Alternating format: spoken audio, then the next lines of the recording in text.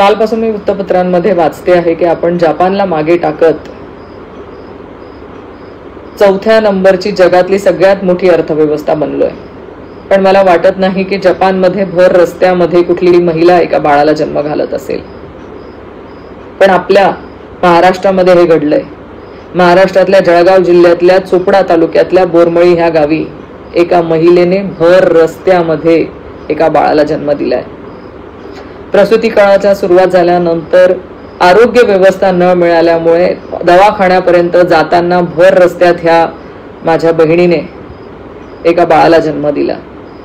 आणि हे घडलंय जळगाव जिल्ह्यामध्ये, ज्या जळगाव जिल्ह्यामध्ये 4 मंत्री आहेत। खरं प्रत्येकाला लाज वाटावी आणि प्रत्येकासाठी लाजीरवाणी बाब म्हणावी लागेल की भर रस्त्यामध्ये माझ्या लाडक्या बहिणीने एका बाळाला जन्म दिला, काय तर फक्त आरोग्य व्यवस्था न मिळाल्यामुळे। कालपासून मी वृत्तपत्रांमध्ये वाचते आहे की आपण जपानला मागे टाकत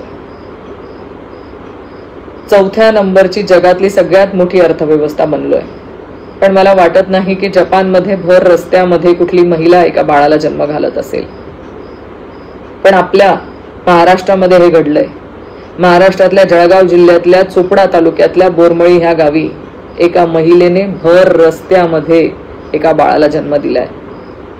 प्रसूती काळाच्या सुरुवात झाल्यानंतर आरोग्य व्यवस्था न मिळाल्यामुळे दवाखान्यापर्यंत जाताना भर रस्त्यात ह्या माझ्या बहिणीने एका बाळाला जन्म दिला।